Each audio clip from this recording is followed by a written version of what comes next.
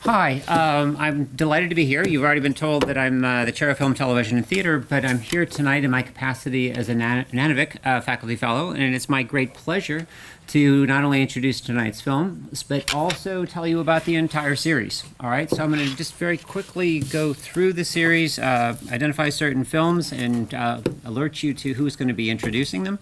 I'll then say a few things about Pain and Glory, and we'll try to get started as quickly as possible.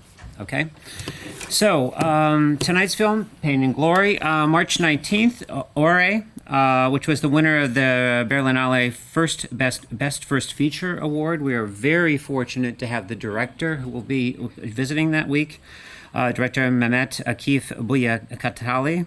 All right, on March 26th, we'll be showing Marco Bellocchio, who's one of the grand old men of Italian cinema.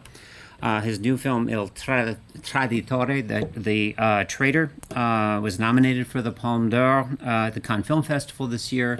A.O. Scott, I don't know if you saw it, gave it a review in the Times that made it sound like he said it was a tremendous film, and that's not an adjective he uses on a regular basis. On April 16th, we'll have, for Il Traditore, it will be introduced by Valentina Gheri from Italian Studies. On April 16th, we'll be showing Donbass. It was a film that won the Un Certain Regard award at the Cannes Film Festival in 2018. That will be introduced by Nanovic faculty fellow Emily Wang. And we'll conclude the series on April 23rd with Horutar Rams, which will be introduced by John Soares from the Department of History. So that's where we're going. It looks like an amazing series. It's going to be an incredibly diverse collection of titles, and so I can't recommend all of them highly enough. As far as tonight's film is concerned, I don't think I need to tell you that Pedro Almodovar is quite simply one of the greatest living filmmakers, and easily one of the half dozen most important European directors to have emerged since World War II. He began to receive international notoriety in the 1980s during the La Movida Madrilena movement, which was a cultural renaissance that marked the end of Francoist Spain. His first great international success was Women on the Verge of Nervous Breakdown, which was nominated for Best Foreign Language Film in 1988. What followed that film was an astounding series of masterpieces, from All About My Mother, which won the Academy Award for Best Foreign Language Film in 1999, to Talk to Her, which won the Academy Award for Best Original Screenplay in 2002, to his most recent critically acclaimed films that he made which he made with Penelope Cruz, Volver and Broken Embraces. Just to kind of give you a sense of the recognition, his films have won 2 Academy Awards, 5 BAFTA Awards, 6 European Film Awards, 2 Golden Globes, 9 Goya Awards, and 4 major prizes at the Cannes Film Festival.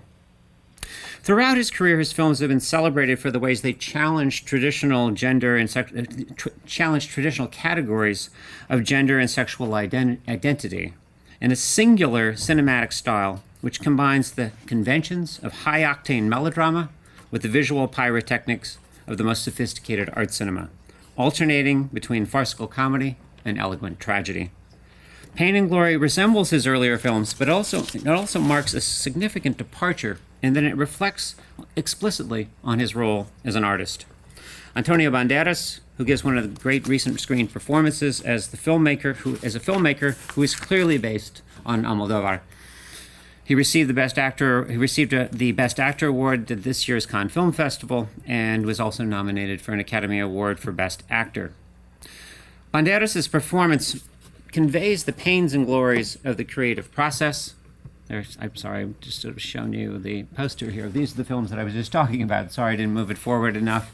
And then as far as Pain and Glory is concerned, what we have here, and I like the way the poster is set up in terms of, what we're seeing here is not just Antonio Banderas, not just, the filmmaker, not just Almodovar, but everyone in his family and in his life and in his love life, which taken together in aggregate make up what this film is all about, make up both the pain, the block that he is suffering from as a filmmaker, but also together become that which helped him overcome that And in fact, the film, it has a glorious conclusion.